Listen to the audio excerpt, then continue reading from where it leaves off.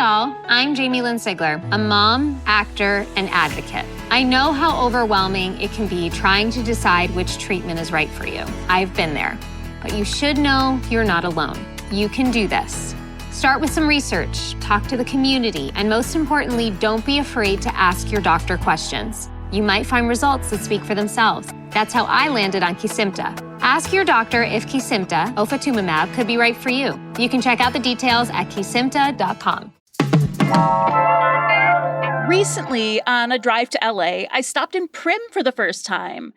And it is, grim. Primm is grim. Vibes are cursed.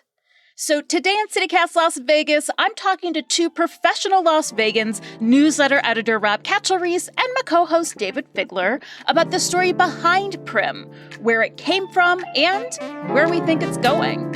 It's Tuesday, August 5th. I'm Sarah Lohman, and here's what Las Vegas is talking about.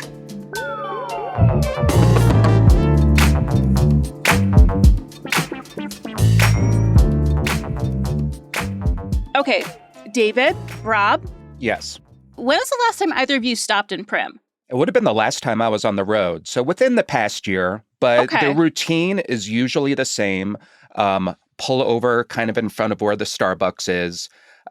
Go into what used to be an open casino floor at Whiskey Pete's. Mm-hmm. Use the bathroom. That's where the Bonnie and Clyde death car used to be. Mm-hmm. And then you just hop back in and go down Interstate 15 towards SoCal. The last time I was there, which was within the past year, I mixed things up, much to my wife's dismay. I actually crossed to the other side of the road and said, you know what, let's mix it up this time. Let's go to the bathroom at Buffalo Bill's. And she was so mad at me. She was disappointed. She's like, this is a waste of time. Why do we have to cross over here? The parking lot is a little bit of a walk to the front door. And I'm like, it's Buffalo Bill's. It's like Disney, but for casinos. And she wasn't sold. This is going to disappoint you, or disappointed me. I mean, both Whiskey Pete's and Buffalo Bill's are now closed. Right. And the Buffalo Bill's sign wasn't on. I just drove through last night. It was really sad. I expected, even though it's closed except for concerts, like for them at least to keep the signage going. Right. They still have the arena there. So the idea is they will be open when there's arena shows or maybe big events, like they do the off-road racing there at least once a year. So I guess we've got hotels. We can use them if something's actually going on. But these hotels are not going to be open on the regular because there's not the demand there for them anymore. I mean, they've had some big name concerts out there. I think even Willie Nelson played out there at one point. So I remember like Foreigner was out there. Yeah. I actually saw Shaka Khan there once, but that's a whole other story. At the gas station or performing? At the Star of the Desert Arena at Buffalo Bill's. Yeah. And they're doing like a Latin concert series, and The Price is Right is coming, I don't think, to the arena. But yeah, they do have concert dates in place, which means that it'll be open. Dayvid, when was the last time you stopped in Primm, buddy? Just gas and Gatorade on the drive back from LA. Yeah. I took some time. I drove around. There was a lot of standing water, which really added to this weird vibe. There had just been a downpour, and I didn't realize this, but Primm is actually in Primm is actually in a dry lake bed, which apparently sometimes becomes a moist lake bed. Abandoned by nature. Abandoned by nature, but there's still lots of water there. And the other reason we're talking about this, other than the recent closure of 2 of the 3 casinos, is that Sandy Thrift is now the last remaining store in the mall. There was a Bath and Body Works hanging on for a little bit, but now it's a totally abandoned mall with one massive thrift store. And I'm just going to tell you this, guys. Even the thrift store is dystopian. It's set up like an H&M, but it's thrift. But they really only seem to sell white T-shirts, white hoodies, white sweatpants, and denim jackets. So it's just this room of white clothes and denim jackets. It was truly bizarre. Kind of like, I forgot to pack something for my trip. I'm stopping here. Or I got sent here by my cult for my uniform. Yeah. That's a good point. Even the mannequins in the front windows were dressed in white and denim jackets. So of the things that are open, the Lotto store is still there, of course. You could get your scratchers and your Lotto tickets for California. There's like a little tiny grocery store. There's quite a few restaurants, both chains and a couple, I don't know, again, like I went into one restaurant and it was like, I ordered the food, but I knew it would give me food poisoning. Now it didn't. It didn't. So maybe I judged too harshly, but I knew it was a risk. Preservatives. Yeah. I just, the whole vibe, I don't know. It was just like a restaurant with like 3 people eating that like turned and looked at me when I came in. You know, that kind of vibe? You know what I mean? I'm glad you're still alive. Thank you. Okay, so why, this was my first time in Primm. Maybe I'm reading it wrong, but why does Primm feel so grim? What is going on there? I think what makes Primm so grim is how big it is. I mean, you've got 3 casino resorts right all next to each other, straddling Interstate 15, and all of a sudden, it's really not active anymore. And you walk through this, which used to be a sign of excitement, especially if you were in town to gamble, and this thrill that you would see just crossing the state line. And now it's just so quiet. It's a glorified travel plaza. So big, but so empty. And I think that all the efforts to pump money into it not succeeding then made it seem a lot more sad when it did fail and you have a giant roller coaster that's just rotting away. Figler, I asked you months ago to put in some calls so we could ride that coaster. Now I feel it would be a dangerous endeavor if we did. I don't think it's been maintained in a while. A final destination moment for us. Just a little WD-40 would fix things. Squeak it up. Yeah. I mean, do we know anything about the history of Primm? Dayvid, I'm guessing this might be your wheelhouse. Sure. I mean, my interest in the history of Primm is manyfold. First of all, I always wondered, who the hell is Whiskey Pete? Like, is this a real guy, or did they just make up a character? And, it turns out that old Whiskey Pete McIntyre. I always thought it was a myth. No, he's real. Corey Levittson told us about him. He owned a gas station, right? Yeah. He was casino is. Yeah, he was a entrepreneur in the 1920s, and he opened up a gas station. And I will say, though, it didn't really work out for him, so he started bootlegging on the side. Yeah, it was moonshining. Or maybe he was just selling. Legend has it that there are some caves nearby the area, which makes sense because there are, where he cooked up his moonshine. Oh, he was moonshining? With a still.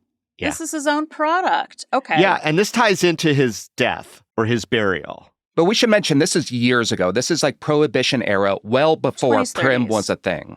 That's right, 1920s. And when he died, the legend has it, he said, bury me in my boots standing up with my bottle of moonshine. And they did, apparently. No, they did not. Corey Levittson says no.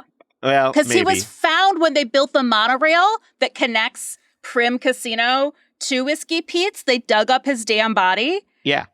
And he wasn't standing up? No, he was laying down like a normal dead person. I think this is where the myth maybe part he just comes passed in. out from the whiskey.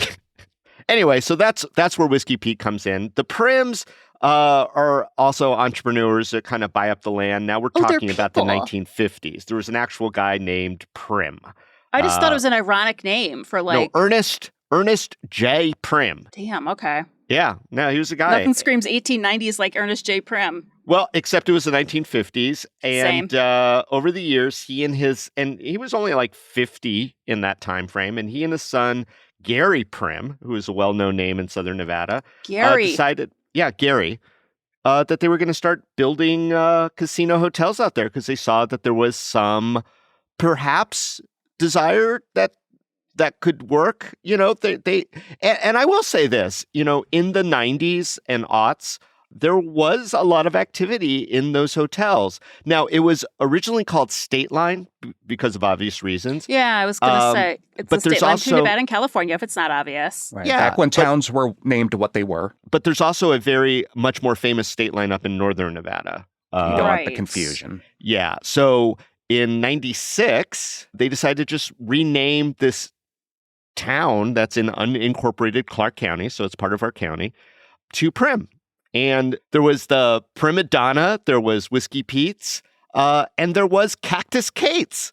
And the whole idea... Was she real? No, but they made her out to be like, just in much the same way that Vegas Vic has Vegas Vicky. Yeah. They had Cactus Kate and her boyfriend, Whiskey Pete. Oh, so they were dating. And Eve is made from Adam's rib. It's all the same thing, you know? Yeah. I just want to interject here that it's interesting that they started building out there in the 1950s, but it kind of makes sense because in that era, Vegas was so underdeveloped that even like the Desert Inn being built on what is now the Strip was a little bit like, man, there is nothing out there. So it does have this feeling of kind of like shots in the dark. Like, let's see what works, right? This is closer to California. Well, and Primm started with a little motel and a gas station, too. I mean, it was kind of the same model that I think Whiskey Pete was intending. And then it just kind of grew as they got, more money, more investors, development, et cetera. So Cactus Kate's was the precursor to Buffalo Bill's. It's the same site.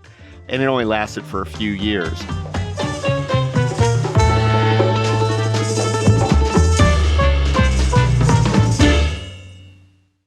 Hey all, I'm Jamie Lynn Sigler, a mom, actor, and advocate. I know how overwhelming it can be trying to decide which treatment is right for you. I've been there. But you should know you're not alone. You can do this. Start with some research, talk to the community, and most importantly, don't be afraid to ask your doctor questions. You might find results that speak for themselves. That's how I landed on Kesimpta. Ask your doctor if Kesimpta, ofatumumab, could be right for you. You can check out the details at kesimpta.com. So a lot of these casinos, a lot of the resorts that are there now, those were built in like the 90s and even early 2000s. Is that correct? Yeah. So Whiskey Pete, that hotel really started out as kind of like a 12-room motel. Oh, wow. Okay. It sprung up in 1977. There was an addition onto it later on in the early 90s. Primm Valley Resort was the Prima Donna Resort, or the Prima Donna Resort, which I'm going to guess is how it was pronounced. Yeah, I get that. That came around in 1990.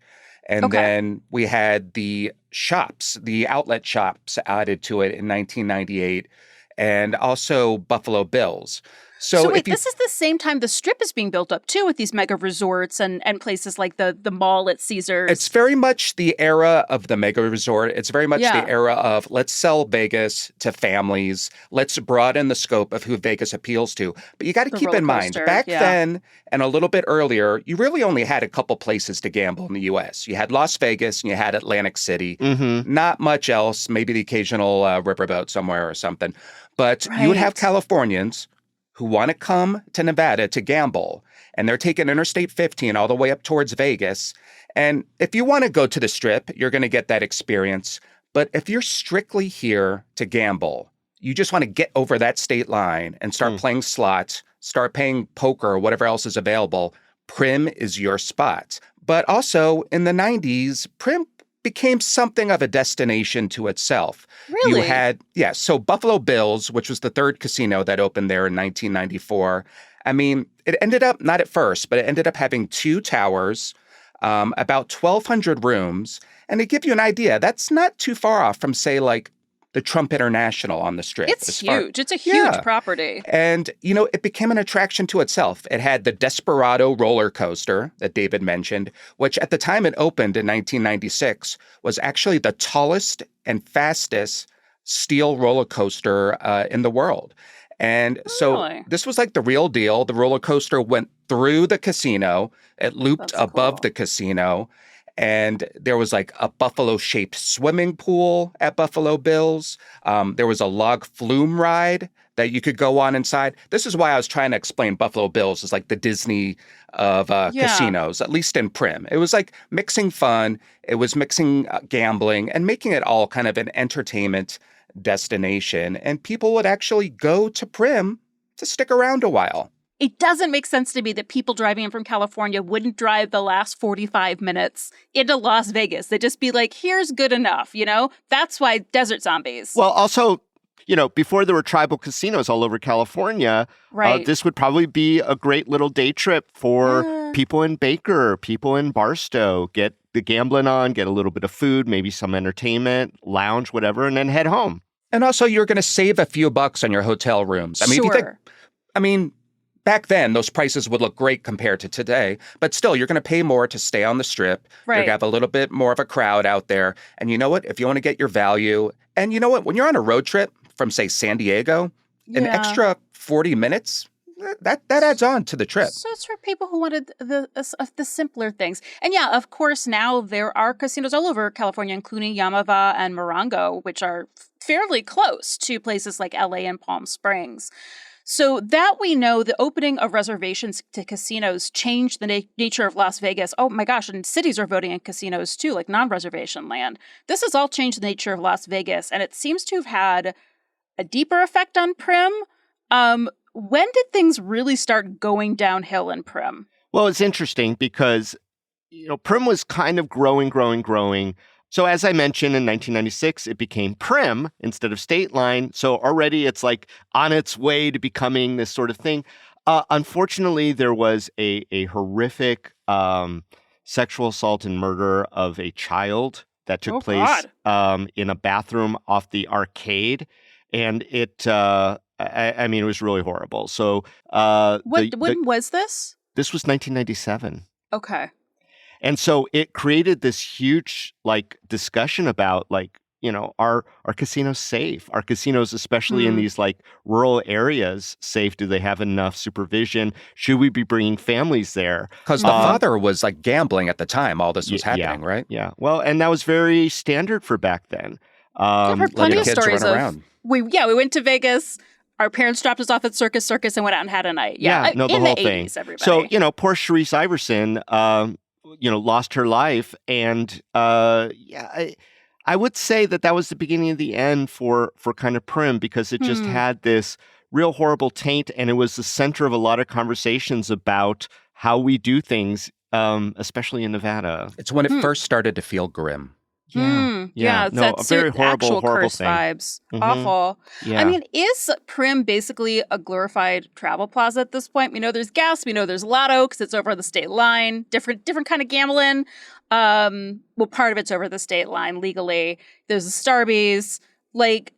Does anyone actually live there? I did notice when I was poking around, there's some condos back behind Buffalo Bills. Yeah, we looked into this. So the Desert Oasis Apartments, back when MGM Resorts, or the company that would become MGM Resorts, was owning the properties, they basically had employee housing where people could stay there. I think at its peak, there was more than 1,000 people working in Primm. That makes sense. So you don't have to commute all the time. Yeah, if you lived here in Vegas. Right. So, they built those apartments there, which got plenty of use at the time. And then, they probably had people working there from nearby areas, maybe near Good Springs or Sandy Valley, where, you don't have to drive in all the way from Vegas to work, but from some of these nearby rural communities, you might come in and have a steady job in Primm. I mean, it feels a little bit like we're watching the creation of a ghost town in real time. It is very weird if you take some time to walk around that space. Do we see a future in Primm? Do we think that the proposed airport is going to create a Primm revival? That's an interesting question. I think that the idea is that the land between the proposed airport site, which isn't far away, is going to create more development between there and Las Vegas versus there and, westbound towards Baker Barstow. People need hotels by airports, right? For early flights, late flights. Or maybe one day we'll see Buffalo Bills reopen, the roller coaster rolling.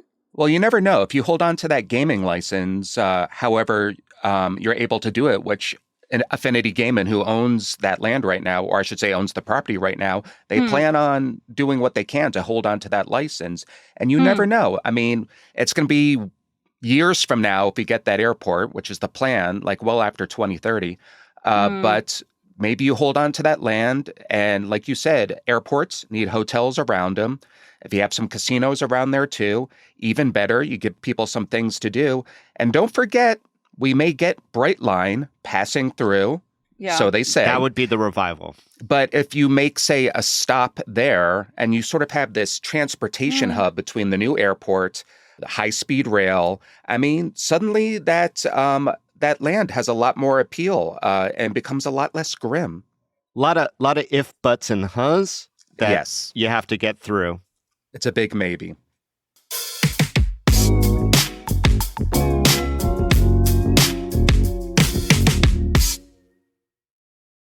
Listen, okay, I've got two sides.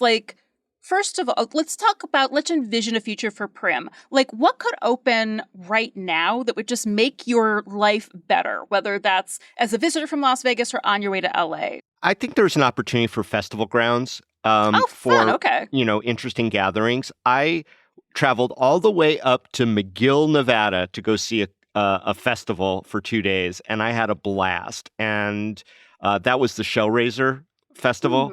And I saw Dinosaur Jr. and a bunch of other bands that I really loved. So, yeah, I think you can kind of make it into, I don't want to say Burning Man because it's not my jam, but, there are big open spaces throughout our big, beautiful state that would accommodate that. I know they've done lots of road races and things of that nature out there. And I think they can continue to do that because it's definitely suited for it. And it would be nice if there were some accommodations out there, too. I don't know, maybe like fancy glampy yurts or something like that. I did those up in Moab, and those are totally fun.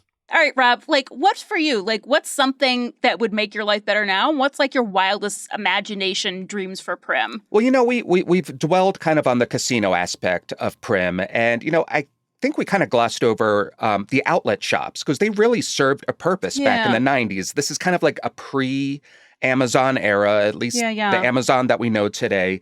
You didn't have the outlet shops in Vegas, so people would take buses down to Primm to do their shopping and get their deals. Looking at clothes in person, Yeah.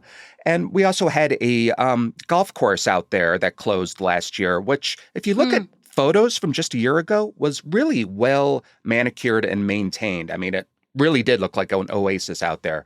But, what do you do with all this stuff that's closing down? And I think, you got the outlet mall. You really can't put shops back in it. So let's make a few calls. Let's get Meow Wolf down there and turn it into a weird, wacky shopping mall art installation with all kinds of goofy interactive stuff and start that roller coaster back up again and have it pass through the entire shopping mall and give it some weird name and make that an attraction in its own right. I'm into it. I like desert art. Also very Burning Man, honestly. Yeah. I mean, why does it matter that Primm is crumbling and fading away? Should we care? I mean, that's kind of the sad part is it doesn't matter. Yeah. Does anybody lose anything if it's not there? The way that we knew it. I mean, we basically needed to fill up on gas. I mean, we don't have to artificially prop up this little community because there's a need for it. And that will only happen when something new comes up like the airport. I think it's the same story as Nipton, California, which is, just over the border in the Ivanpah Valley. It was dormant for forever. It was for sale. The city was for sale. And then Spiegelworld bought it, and they're going to turn it into a circus town or a clown town or something like that. And, they are developing it. That could happen in a place like Primm. They should have named Stateline Clown Town. Clown Town. There's a lot of places in Nevada they should call Clown Town, including Tonopah, the home of the Clown Motel. Well, I'm still going to feel weird every time I drive through Primm, but thank you both. I learned a lot. You know what? I enjoy talking about Primm. Regardless of everything that's happening, I have a soft spot for it. I like talking about it. I like talking about anywhere in Nevada, so thank you, Sarah, for the opportunity.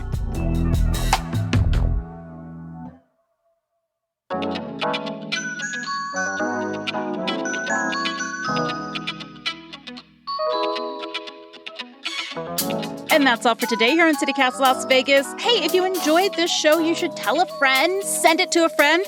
You can rate our show and leave us a review where you get your podcasts. And don't forget to subscribe to Rob's morning newsletter, Hey Las Vegas, on our website. Don't forget you can support the show and get perks by becoming a CityCast Las Vegas neighbor at membership.citycast.fm. We'll be back tomorrow morning with more news from around the city. Take care.